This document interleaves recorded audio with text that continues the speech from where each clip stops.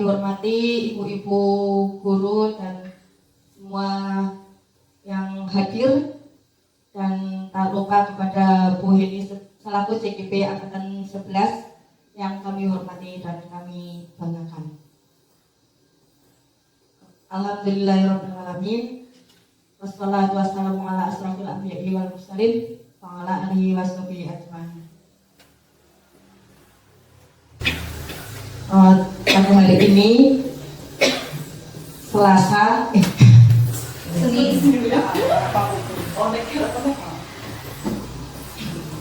saya selaku pembawa acara akan membacakan susunan acara sebagai berikut. Yang pertama, menyanyikan lagu Indonesia Raya. Yang kedua, sambutan kepala sekolah. Yang ketiga, inti diseminasi penerapan budaya positif di sekolah TK Madinah Jebeng Pelantikan. Semua anggota komunitas, di sini anggota komunitas dari gugus Edelweiss, dan yang utama kepada Bu Heni selaku CGP dari TK Madinah Jebeng Pelantikan yang saya hormati. Yang pertama, marilah kita manjatkan puji syukur kita kehadirat Allah Subhanahu wa Ta'ala yang telah melimpahkan rahmat, taufik, hidayah, inayahnya kepada kita semua, sehingga alhamdulillah pada kesempatan siang hari ini kita bisa dipertemukan di sini di TK Madinah tanpa ada halangan suatu apa. Tak lupa sholawat serta salam selalu kita haturkan kepada junjungan kita Nabi Agung Nabi Muhammad SAW yang selalu kita nantikan sahabatnya di yaumul kiamah nanti. Yang pertama, kami mengucapkan banyak terima kasih pada ibu-ibu semuanya yang sudah hadir di sini untuk memenuhi undangan dari Bu Heni khususnya di selaku CGP, yang mana memang pada saat ini membutuhkan bantuan panjenengan semua untuk menyampaikan apa yang perlu disampaikan atau mempresentasikan dari materi yang sudah dipelajari. Di sini kami memohon bantuan panjenengan untuk mengikuti kegiatan ini, di mana tujuannya itu untuk berkebaikan, untuk kebaikan baik dari lembaga kami ataupun lembaga panjenengan semua, karena ini nanti hubungannya menyeluruh ini, karena komunitas yang dibutuhkan adalah komunitas pada satuan pendidikan, tapi ini gugus di gugus Edelweiss ini. Tentunya apa yang sudah Bu Heni pelajari dalam CGP nanti akan disampaikan ke panjenengan, dan di mana di situ untuk yang akan disampaikan adalah tentang disiplin positif atau budaya positif. Nah, untuk budaya positif tentunya kita sebagai pendidik itu sangat membutuhkan hal tersebut, karena kita untuk menyampaikan kepada murid-murid kita kalau kita itu harus belajar yang baik-baik. Disiplin positif itu disiplin yang baik, dan itu hubungannya dengan kegiatan anak-anak, aturan-aturan yang akan dilaksanakan di dalam kelas. Nah, itu mungkin nanti yang akan disampaikan. Mudah-mudahan ini juga bermanfaat untuk kita semuanya, tidak hanya di lembaga pendidikan ataupun di masyarakat juga itu sangat membutuhkan, sangat diperlukan. Dan pada Bu Heni selaku CGP yang nanti akan menyampaikan presentasinya, mudah-mudahan berjalan dengan lancar, tanpa ada halangan suatu apa, dan tentunya bermanfaat untuk kita semua. Mungkin hanya itu yang bisa saya sampaikan. Terima kasih, mohon maaf. Sekali lagi saya sampaikan terima kasih pada ibu-ibu semuanya yang sudah memenuhi undangan dari kami ini. Saya akhiri, wabillahi taufiq wal hidayah. Wassalamualaikum warahmatullahi wabarakatuh.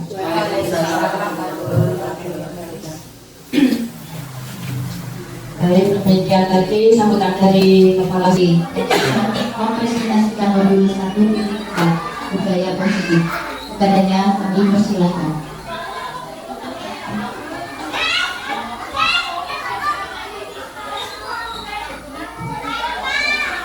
Assalamualaikum warahmatullahi wabarakatuh. Pada Ibu Ibu Kepala Sekolah, Ibu Wati, SPPAUD, pada teman-teman guru satu ibu yaitu gugus tugas yang saya banggakan dan yang saya hormati pula. Dan saya sebagai calon guru penggerak angkatan ke-11 mengucapkan banyak sekali terima kasih pada ibu-ibu semuanya yang telah bersedia menyempatkan waktunya pada hari ini, di mana saya memiliki tugas yaitu untuk melakukan pembahasan pada modul 1.4 tentang budaya positifnya. Nah, di sini itu selain tugas saya untuk menyelesaikan modul 1.4 juga panggilan diri saya untuk berbagi ilmu kepada teman-teman semuanya yang insya Allah akan bermanfaat. Nah, untuk lebih mempersingkat aku, langsung saja di sini yaitu saya akan menyampaikan paparan saya yaitu diseminasi penerapan budaya positif di sekolah pada modul 1.4.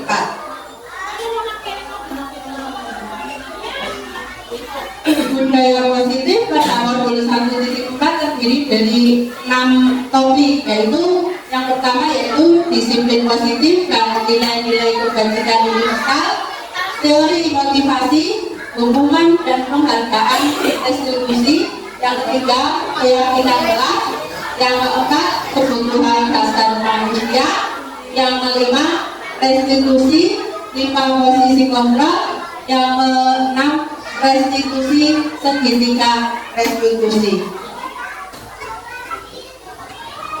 Untuk topik yang pertama yaitu disiplin positif dan nilai-nilai kebajikan universal. Nah, untuk makna disiplin itu sendiri yaitu menciptakan lingkungan yang positif. Salah satunya yaitu strategi penerapan disiplin positif. Nah, di sini ada pertanyaan. Nanti saya meminta bantuan ibu-ibu untuk mencoba menjawab. Dan pertanyaannya itu bagaimana kita berperilaku, mengapa kita melakukan segala sesuatu, atau ada hubungan yang lain. Monggo, siapa yang mencoba untuk menjawab? Bu?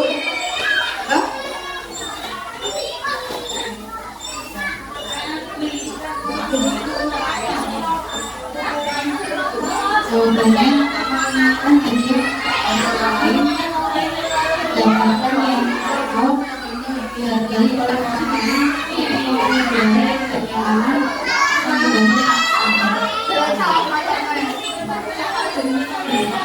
Terima kasih Bu Maria telah membantu saya untuk menjawab pertanyaan bagaimana kita berperilaku, mengapa kita melakukan segala sesuatu, atau ada dorongan yang lain. Dan di sini memang kita sendiri ya, kita itu memang dalam berperilaku karena kita mengharapkan sesuatu. Misalnya kita mengharapkan ini pada ini slide selanjutnya itu, nah itu semua jawaban itu berhubungan dengan 3 motivasi perilaku manusia ya.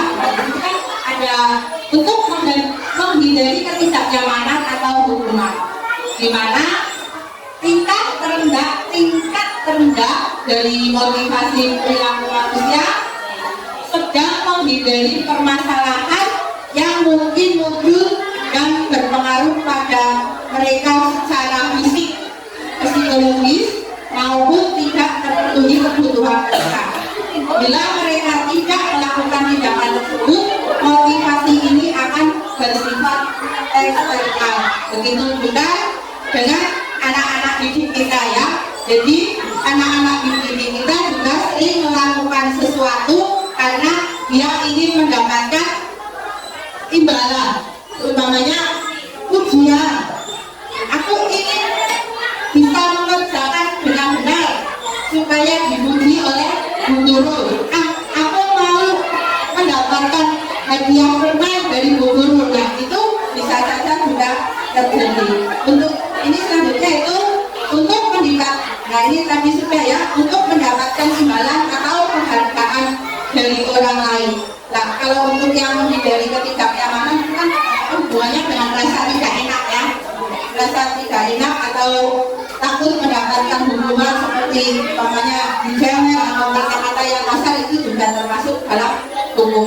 Kelompok yang selanjutnya itu untuk menjadi orang yang merdeka, mereka inginkan, yang menghargai diri sendiri dengan nilai-nilai yang mereka percaya. Orang dengan motivasi ini akan bertanya, akan menjadi orang yang seperti apa bila saya melakukannya, ya. Terus untuk yang selanjutnya yaitu disiplin positif dan nilai-nilai kebajikan universal. Makna kontrol Dr. William Glasser serta miskonsepsi yang terjadi di kehidupan. Disiplin merupakan bentuk kontrol diri, yaitu belajar untuk kontrol diri agar mampu mencapai tujuan mulia, mengacu pada nilai-nilai kebajikan yang ingin dicapai, yaitu profil pelajar Pancasila, perubahan paradigma atau perubahan sikap perilaku, stimulus respon kepada teori kontrol. Kalau kontrol itu sudah paham ya, kontrol diri itu seperti apa. Namun demikian, kita juga sebagai seorang guru itu sudah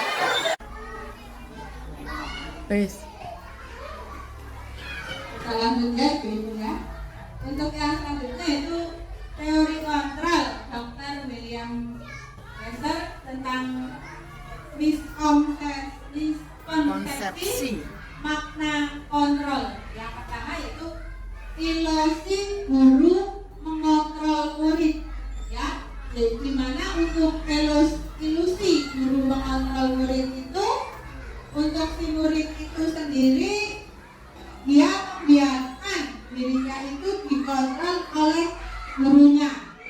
Jadi apapun yang gurunya katakan, walaupun anak itu tidak menyukainya, dia akan menjalankan perintah dari guru, ya, walaupun dalam keadaan terpaksa, tidak menyukai, ya. Terus yang kedua, ilusi bahwa semua penguatan positif efektif dan bermanfaat. Jadi untuk yang ilusi ini anak itu mencoba untuk menolak rujukan dari seorang guru atau orang dewasa. Kalau anak itu tidak suka, aku nggak mau, aku nggak suka, ya. Kalau di sini biasanya anak-anak mengatakannya dengan kata-kata enggak, ya. Untuk yang selanjutnya yaitu ilusi bahwa kritik dan membuat orang merasa bersalah dapat menguatkan karakter. Ini masuk ke identitas gagal karena seorang anak bila selalu dikritik juga dia tidak akan suka, apalagi mengkritiknya itu di depan orang banyak. Jadi kita itu sebagai guru harus menghindari, ya. Kalaupun kita ingin ya diusahakan tidak mengkritik anak, ya, tapi menuntut dan membimbing. Untuk ilusi bahwa orang dewasa memiliki hak untuk memaksa. Apapun yang dilakukan oleh orang dewasa itu akan diterima untuk anak bila itu untuk kemajuannya. Jadi anak itu sudah bisa berpikir mana yang baik dan mana yang benar. Jika dirasa itu baik, maka dia akan menjalankannya. Tapi bila dirasa itu tidak sesuai dengan keinginannya, itu anak akan menolak. Nah, di sini ada nilai-nilai kebajikan, di mana salah satu dari nilai-nilai kebajikan itu adalah profil pelajar Pancasila. Yang mana profil pelajar Pancasila itu ada 6 elemen. Mungkin Bu Bania bisa membantu saya.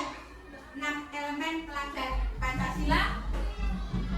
Beriman dan bertakwa kepada Tuhan Yang Maha Esa dan berakhlak mulia, kemerdekaan tunggal, mandiri, bergotong royong, bernalar kritis, kreatif. Terima kasih Bu. Ya, nah, itu adalah untuk 6 elemen pelajar Pancasila, di mana itu adalah merupakan satu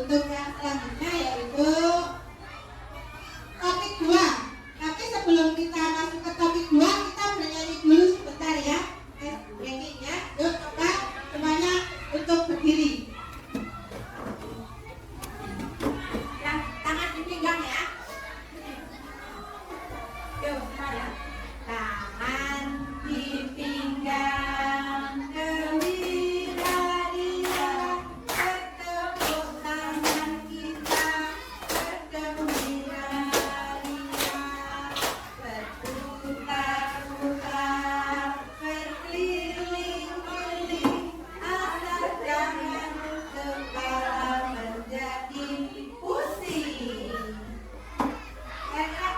Cukup, kami persilakan duduk kembali untuk refresh sejenak ya. Nah, sekarang kita lanjut ke topik 2. Topik 2.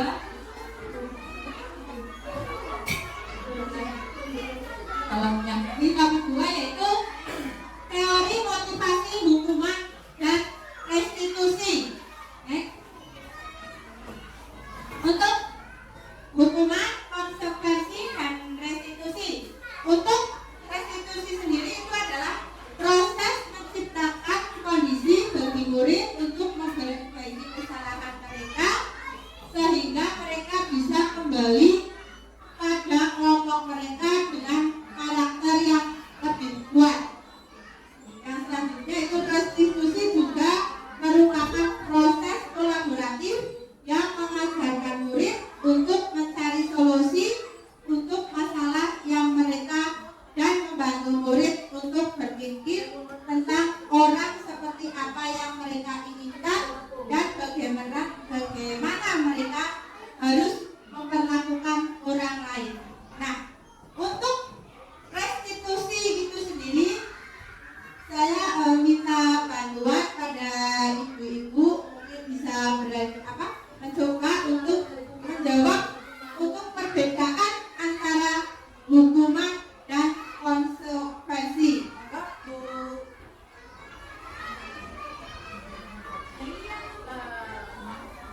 Memberi sanksi pada anak yang melakukan pelanggaran perilaku.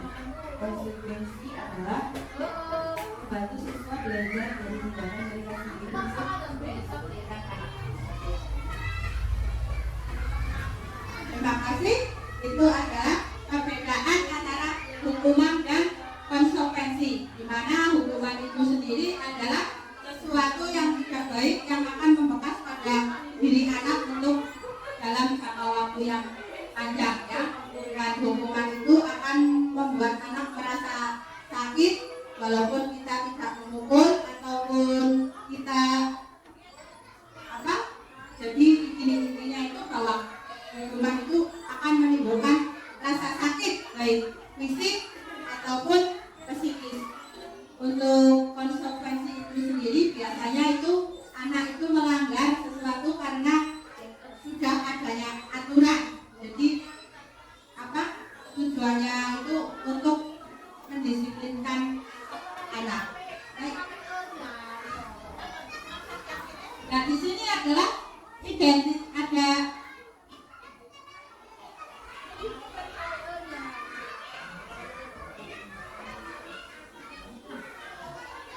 ya, hukuman, konsekuensi, dan restitusi. 5 posisi kontrol. Nah, seperti ini juga masih berhubungan dengan yang sebelumnya itu. Nah, dalam dunia berkualitas. Nah, ini untuk yang saya bacakan yang posisi manajer saja ya. Yang selanjutnya yang bagus-bagus. Itu untuk murid berkata, bagaimana caranya saya bisa memperbaiki keadaan. Jadi anak mencari solusi. Untuk dapat pada murid, evaluasi diri, bagaimana cara memperbaiki diri. Ya, itu untuk 5 posisi kontrol. Nah, ini ada pernyataan. Ini saya kecewa sekali dengan kamu. Nah, ini yang mengatakan adalah membuat rasa bersalah. Kamu tidak pernah benar melakukannya. Ini sebagai penghukum. Ayolah, lakukan demi ibu. Nah, ini sebagai teman. Apakah kamu mau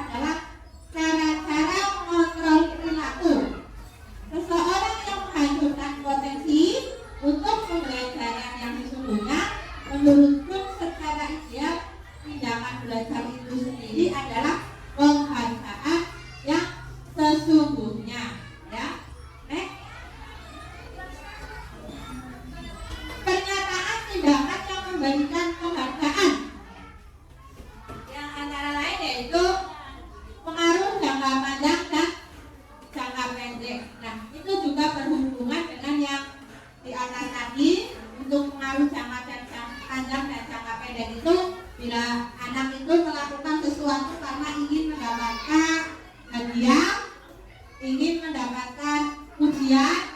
Nah, itu walaupun anak melakukannya dengan benar, namun itu masuk ke dalam jangka pendek, karena bila tidak ada yang memberikan hadiah lagi, tidak ada yang memberikan pujian lagi, maka anak akan berhenti melakukannya.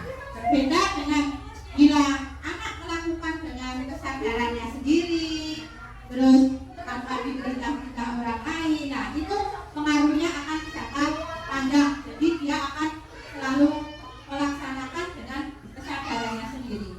Untuk yang selanjutnya itu penghargaan tidak efektif, penghargaan mengurangi kecepatan, penghargaan menurunkan kualitas, penghargaan mematikan kreativitas, penghargaan menghukum, dan motivasi dalam diri atau industri. Untuk yang topik ketiga yaitu keyakinan kelas. Mengapa tidak peraturan saja? Mengapa harus keyakinan kelas? Nah, di sini ada pertanyaan. Mengapa kita memiliki peraturan harus menggunakan helm bila mengendarai kendaraan roda 2? Nah, ini pertanyaan mudah, mungkin ada yang bisa membantu saya? Ya, terima kasih Bu.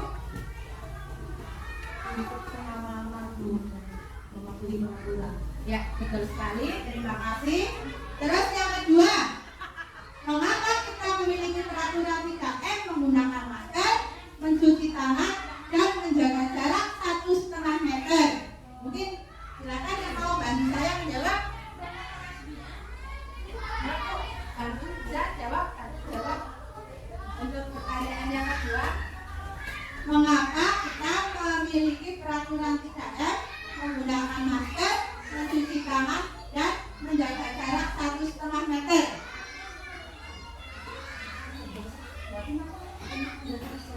Ya, untuk menjaga kesehatan. Terus untuk yang ketiga, mengapa kita memiliki peraturan dalam tepat waktu pada saat mengikuti pelatihan? Tapi mungkin ada yang bisa masuk jawab. Mengapa kita datang tepat waktu pada waktu mengikuti pelatihan? Ya, untuk menerapkan disiplin. Nah, itu juga peraturan, ya. Mengapa peraturan saja? Mengapa harus keyakinan, ya? Jadi antara peraturan dan keyakinan itu sama tapi berbeda.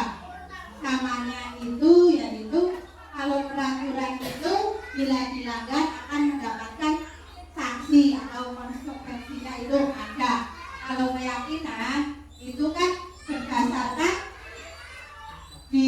berdasarkan kesepakatan bersama, ya. Terus ini di sini untuk mendukung motivasi istri kembali ke nilai-nilai keyakinan, lebih menggerakkan seseorang dibandingkan mengikuti serangkaian peraturan.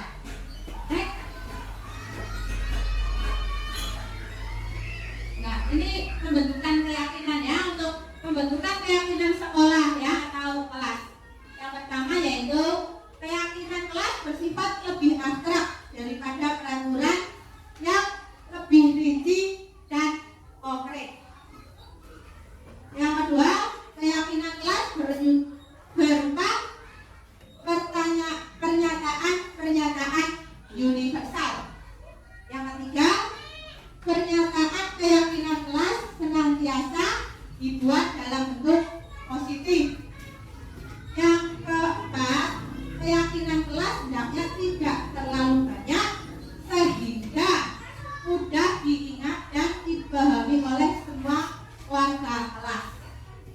Yang kelima, keyakinan kelas sebaiknya sesuatu yang dapat diterapkan di lingkungan sekolah. Yang keenam, semua warga kelas hendaknya ikut berkontribusi dalam pembuatan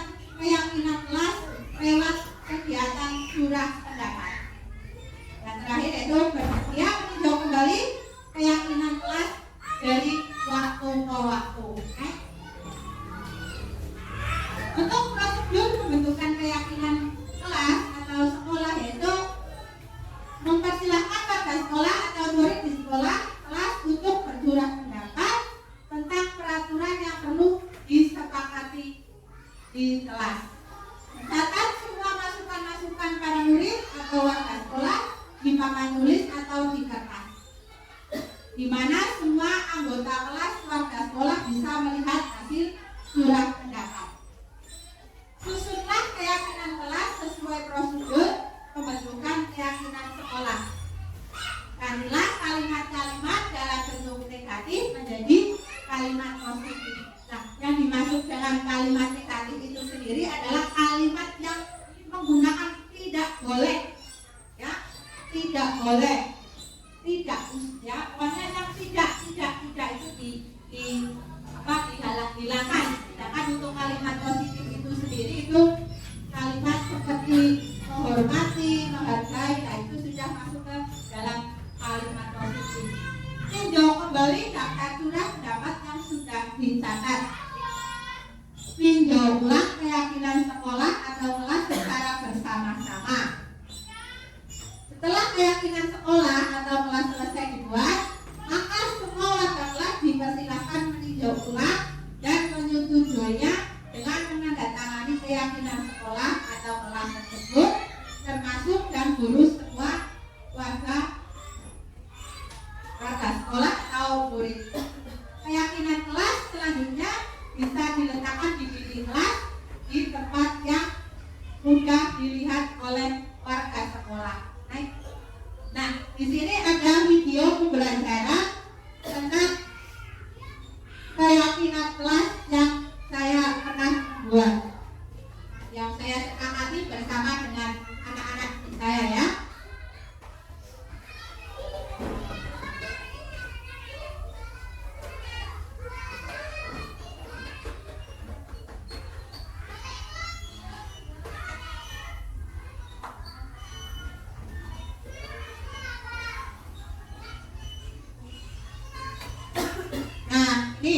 Ini videonya saya potong, ya.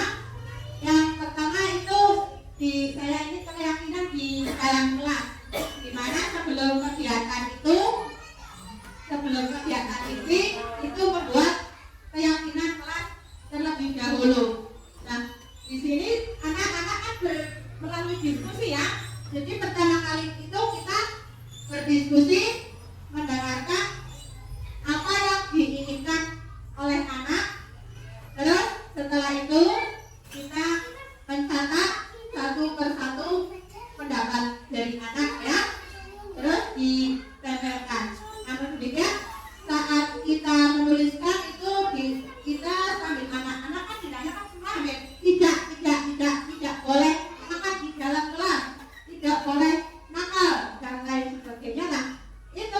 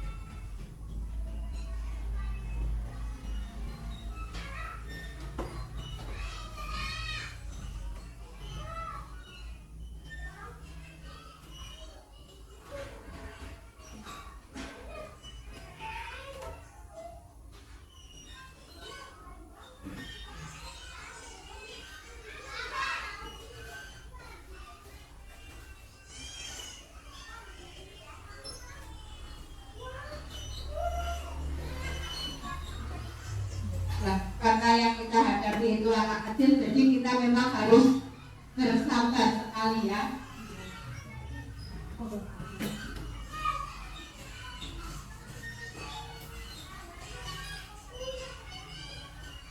Nah, setelah kita kegiatan keyakinan kelas ini selesai, nah kalau di sini saya sendiri lah, baru kita mulai masuk ke kegiatan ini ya. Nah, jadi ini setelah itu juga kita juga harus melakukan refleksi ya, refleksi mana yang akan kita terapkan di kelas kita. Nah, next untuk topik, oh ya ini sebelum ini untuk keyakinan kelas itu sendiri.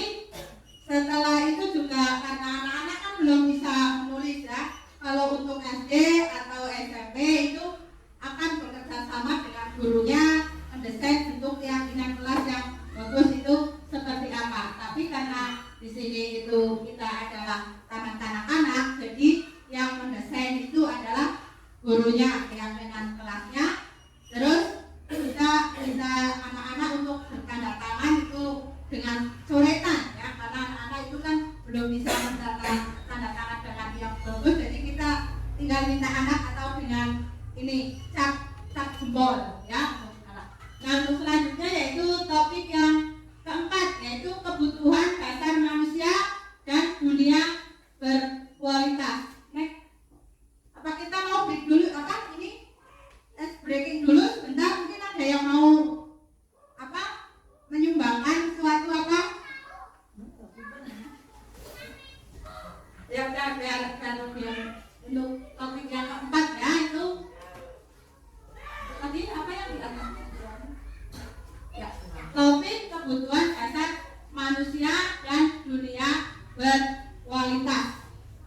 Nah, untuk mendukung murid menjadi pribadi berbudaya, seimbang dan bahagia, memahami kebutuhan yang mendasar perilaku murid menurut Ki Hajar Dewantara, yaitu kita ambil contoh perbedaannya dengan hidup tumbuh-tumbuhan seorang petani ya.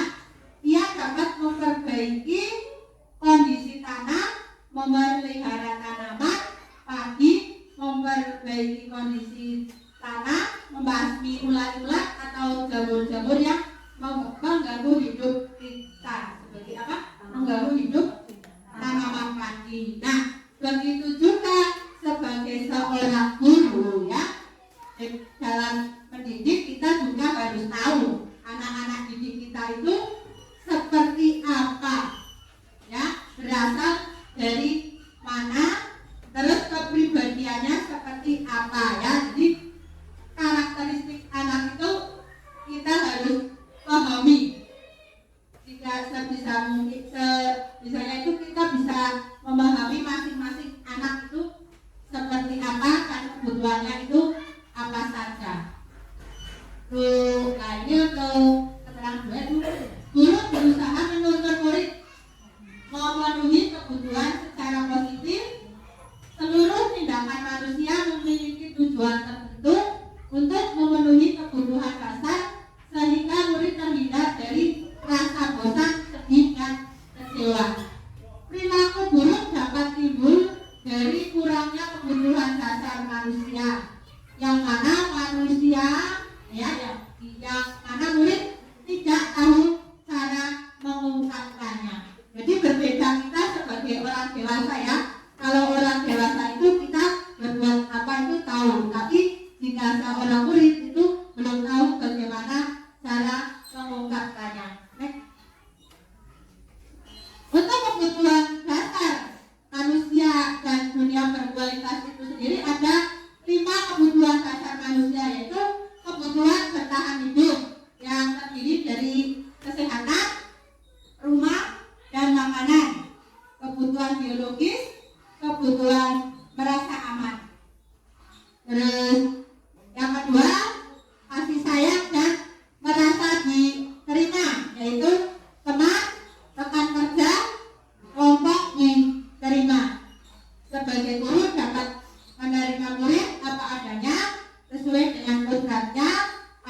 setiap murid adalah unik, ya, belajar karena suka.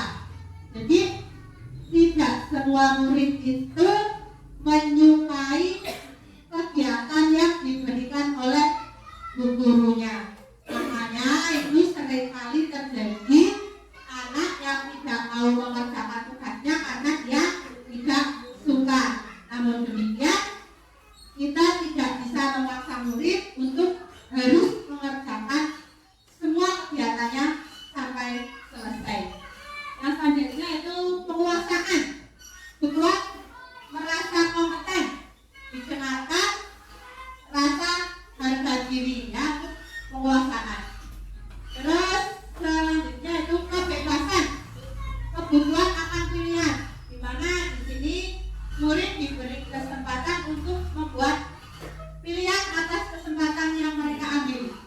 Kebebasannya itu yaitu kesempatan membuat pilihan, menyuarakan pendapat dengan percaya diri, mencoba hal baru, pembelajaran dengan metode belajar yang menarik, ya.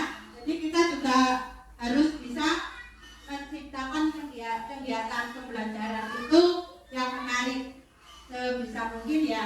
Kita itu bisa menjadi guru yang selalu dikagumi oleh anak, ya. Yang selanjutnya itu kesenangan, kebutuhan merasa senang, ya, dimana kesenangan dengan belajar di kelas, ya. Jika murid merasa senang, maka kegiatan pembelajaran akan kondusif. Baik. Belajar menyatakan bahwa kapasitas untuk berubah ada di dalam diri kita. Jika kita dapat mengidentifikasi kebutuhan apa yang mendorong perilaku kita, maka perubahan perilaku positif dapat dimulai dengan mencari solusi untuk memenuhi kebutuhan tertentu dengan cara yang positif. Nah, di mana kita sebagai guru itu harus mengetahui kebutuhan dasar murid agar kita tahu alasan dibalik sikap dan tingkah laku mereka, ya. Jadi kita tidak bisa menyepelekan apa yang mereka lakukan, ya. Jadi jangan abaikan perilaku murid. Jadilah guru yang memiliki pribadi berdaya dan seimbang, ya. Jadi kita tidak membeda-bedakan murid berdasarkan ini anaknya siapa, ini ya. Jadi berdasarkan kemampuan murid dan pengetahuan, karena murid kan juga memiliki hobi, sesuatu apa yang kita itu tidak tahu. Nah, kita sebagai guru itu sebisa mungkin itu mengembangkan hobi anak. Nah, penghukum. Nah, di sini penghukum itu adalah orang yang menjalankan posisi penghukum, senantiasa mengatakan bahwa sekolah memerlukan sistem atau alat yang dapat lebih menekan murid-murid lebih jalan kaki. Guru-guru yang menerapkan posisi penghukum akan berkata, patuhi aturan saya atau awas. Namun selalu saja salah. Selalu pasti selalu yang terakhir selesai. Guru seperti ini senantiasa percaya bahwa ada satu cara agar pembelajaran bisa berhasil, yaitu cara dia.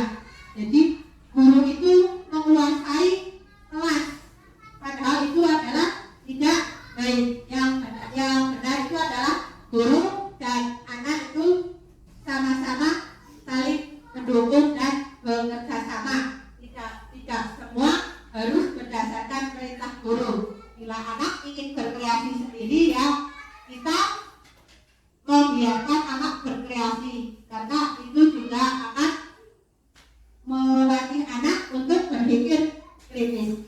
Nah, di sini untuk penghukum itu nada suara tinggi, bahasa tubuh, mata melotot, dan jari menunjuk-nunjuk menghardik. Nah, seperti terlambat lagi, pasti terlambat lagi, selalu datang terlambat. Kapan bisa datang tepat waktu? Tanyakan kepada diri Anda, bagaimana perasaan murid bila guru berbicara seperti itu. Pada saat muridnya datang terlambat, apa yang akan terjadi seandainya guru TK itu melakukan hal-hal seperti itu ya? Hasil sebagai penghukum itu kemungkinan murid marah dan mendendam atau bersifat agresif.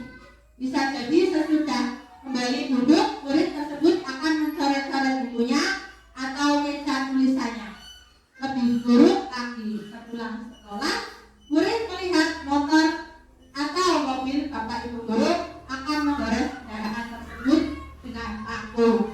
Nah itu akibatnya karena dia merasa marah ya. Membuat rasa bersalah. Ada suara itu memelas lalu sedih. Bahasa tubuh merapat pada anak. Lesu. Contoh, "Papi, bagaimana kamu berjanji dengan ibu? Tidak akan terlambat lagi. Kamu kenapa senang sekali mengecewakan ibu? Ibu benar-benar merasa kecewa sekali." Bagaimana perasaan murid yang ditegur seperti itu? Ya, tentu akan seperti apa jika seorang murid ditegur seperti itu? Ya, murid akan marah dan kecewa. Untuk hasil yaitu untuk hasil itu murid merasa bersalah telah mengecewakan ibu gurunya. Ya, murid akan menjadi seorang yang gagal karena telah dipendamkan. Baik. Guru di posisi teman. Nah, ini guru sebagai teman ya, posisi teman. Menggunakan hubungan baik dan humor untuk mempengaruhi seseorang. Mereka berkata, "Ayo, bantulah ini ibu ya. Ayo, ingat bantuan ibu selama ini. Ayo, sudah kali ini tidak nanti ibu bereskan." Dari kata-kata tersebut, bila suatu saat guru tidak membantu, maka murid akan berkata, "Saya kira kamu adalah temanku." Hasil, murid akan merasa senang dan akrab dengan guru. Itu posisi teman. Namun demikian, pada posisi teman itu bila kita tidak melakukan hal-hal baik bersama dengan teman anak-anak lagi, maka murid akan berhenti dengan sendirinya ya. Dia tidak akan melakukannya karena merasa dia sudah tidak mendapatkan perhatian lagi dari guru. Pemantau. Nah, di sini untuk pertanyaan yang dilakukan sebagai seorang pemantau yaitu peraturan apa yang telah kita lakukan, sanksi atau konsekuensi apa, nada suara dan nada tubuh itu lemas ya, jadi posisi pemantau itu lembut ya. Guru ini untuk contoh percakapannya itu ya, "Kami, tahukah kamu jam berapa ini?" "Kami tahu, Bu." Itu jawaban guru. Memperlambat apa? "Kamu terlambat 10 menit. Apakah kamu sudah mengerti konsekuensinya?" "Kami paham, Bu. Saya harus tinggal di kelas untuk menyelesaikan tugas saya yang tertinggal." Guru, "Ya benar. Nanti kamu jam istirahat, kamu harus tinggal di kelas untuk mengerjakan ketinggalan kamu, pelajaran kamu yang tertinggal." Hasil, murid memahami konsekuensi yang harus tinggal di kelas untuk menyelesaikan tugas yang tertinggal. Guru tidak menunjukkan suatu emosi yang berlebihan, menjadi marah atau membuat anak merasa bersalah. Jadi untuk pemantau ini sudah baik ya. Namun demikian itu belum yang terbaik. Tapi ini kata yang sering kita lakukan yaitu pada posisi teman dan posisi pemantau. Jadi kalau pemantau itu guru melakukannya itu berdasarkan kesepakatan. Nah ini adalah manajer. Manajer adalah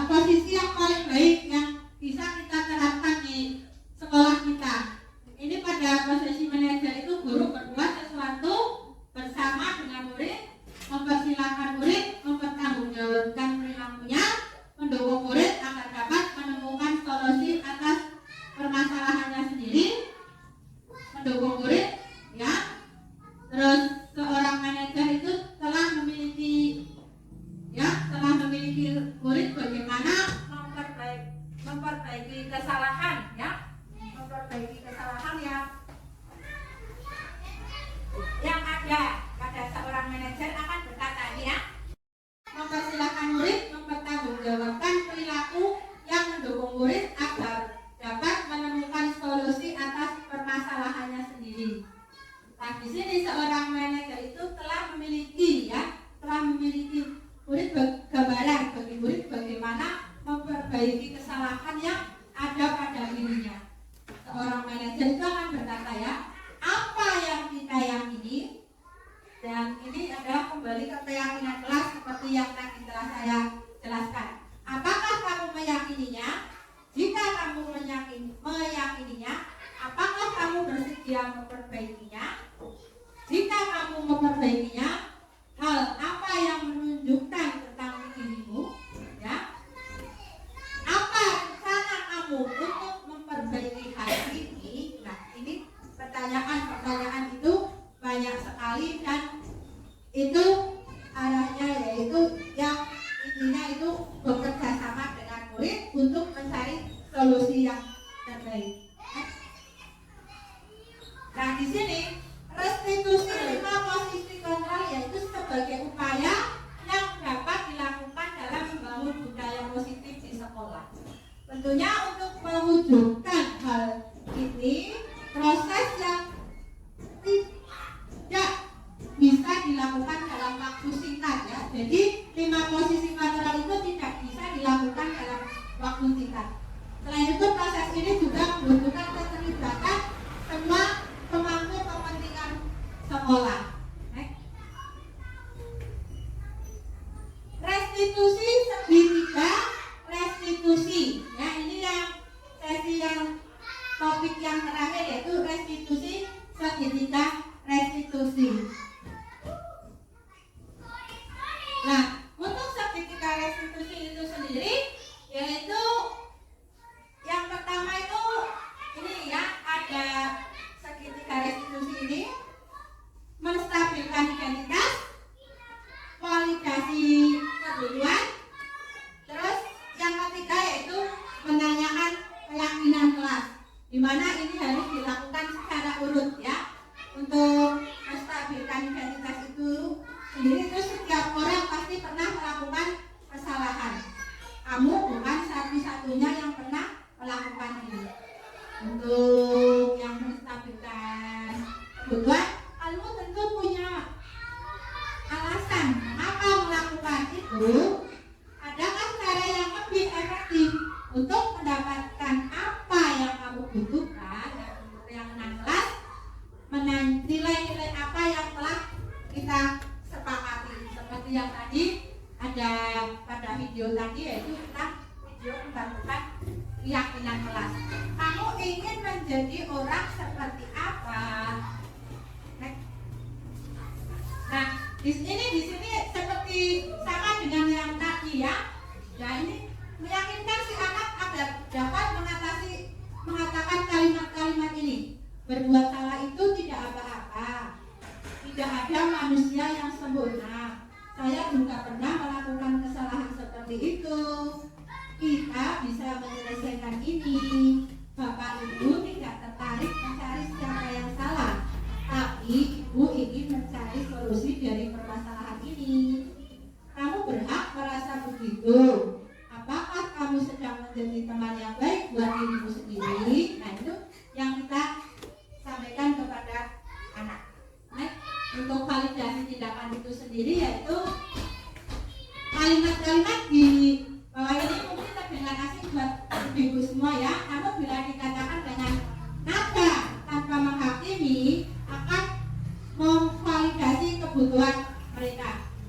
Contohnya itu, padahal kamu bisa melakukan yang lebih buruk dari ini ya. Kamu pasti punya alasan mengapa melakukan hal itu. Kamu patut bangga pada dirimu sendiri karena kamu telah melindungi sesuatu yang penting buatmu. Kamu boleh mempertahankan sikap itu, tapi kamu harus menambahkan sikap baru kamu. Nah, ini untuk menanyakan keyakinan. Pertanyaan-pertanyaan di bawah ini itu menghubungkan keyakinan anak dengan keyakinan kelas yang telah dibentuk, seperti apa yang kita percaya sebagai kelas atau keluarga, apa nilai-nilai umum yang kita telah sepakati, apa bayangan kita tentang lihat kamu mau jadi orang seperti apa.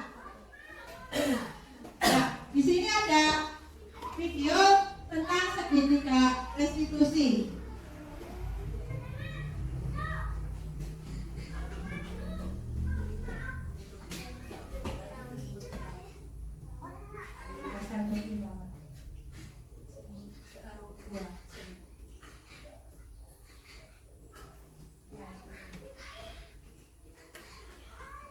Nah, ini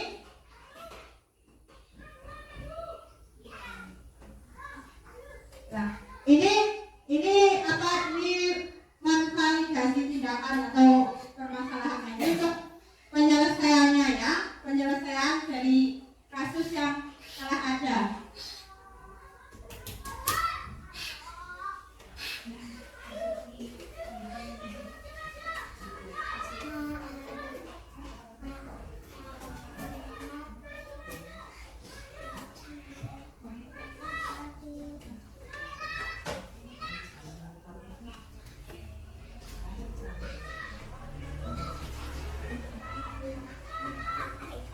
Nah, di sini itu mempraktekkan pertanyaan-pertanyaan dari segitiga restitusi yang tadi itu ya, seperti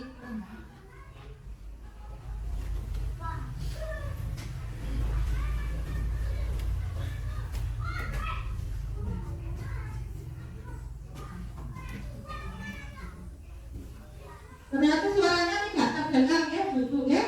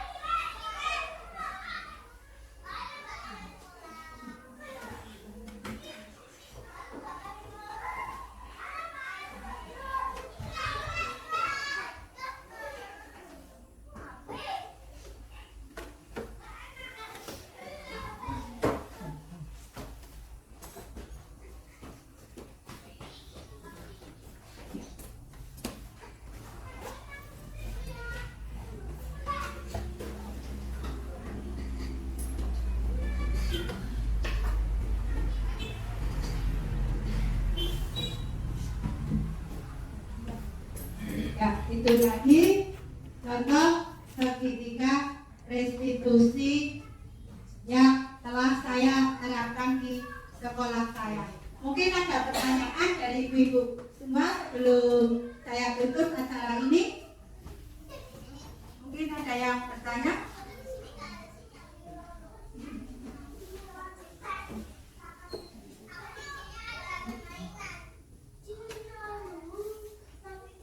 Apakah dalam membuat keyakinan kelas harus melalui diskusi? Ya, terima kasih untuk pertanyaannya. Saya langsung jawab aja ya pertanyaannya. Terima kasih Bu Rawina telah memberikan pertanyaan. Jadi begini ya Bu, bahwa dalam keyakinan kelas itu memang melalui diskusi, karena kita itu ada di TK itu keyakinan, cara membuat keyakinan kelasnya itu kan berbeda dengan di SD.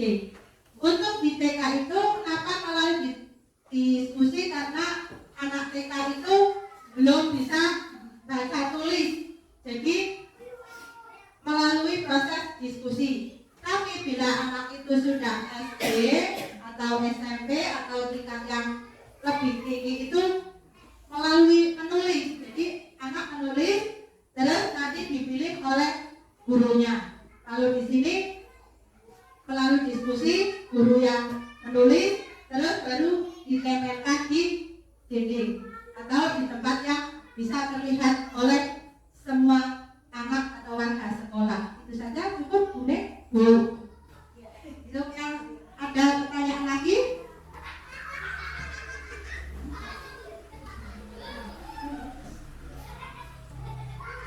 Hukuman seperti apa yang seharusnya diberikan kepada seorang anak yang suka melanggar keyakinan kelas? Terima kasih Bu untuk pertanyaan yang kedua, yaitu hukuman seperti apa yang kita berikan kepada anak yang melanggar keyakinan kelas. Jadi kalau sudah keyakinan kelas itu namanya sudah bukan hukuman lagi ya, karena itu keyakinan kelas. Nah, itu sesuai kesepakatannya. Misalnya kita tidak akan di dalam kelas itu langsung dalam menghargai teman ya, karena temannya tidak akan, jadi dia makan. Nah, untuk hukumannya atau konsekuensinya itu misalnya itu kan sudah berdasarkan kesepakatan.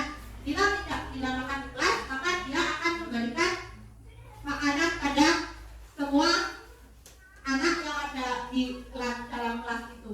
Nah, itu bukan karena seperti apa negatif juga, karena itu juga untuk melatih anak berbagi. Selain melatih disiplin, juga melatih anak untuk berbagi. Terus ada juga tidak membawa mainan dari rumah. Nah, itu karena ditakutkan bila ada anak yang membawa mainan dari rumah terus membeli mainan di lingkungan sekolah, karena ditakutkan anak yang lain nanti minta.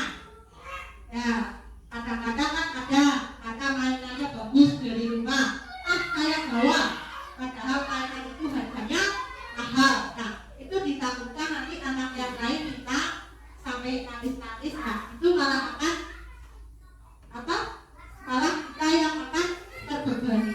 Jadi lebih baik ya tidak membawa mainan dari rumah. Cukup. Ya, terima kasih untuk ibu-ibu semua telah berkenan untuk mudah-mudahan saja apa yang saya sampaikan itu bermanfaat bagi ibu-ibu semua dan bisa diterapkan di sekolah masing-masing. Karena kita di sini sama-sama belajar, saya sedang belajar dan ibu-ibu juga ikut belajar. Terima kasih. Waktu saya kembalikan ke moderator.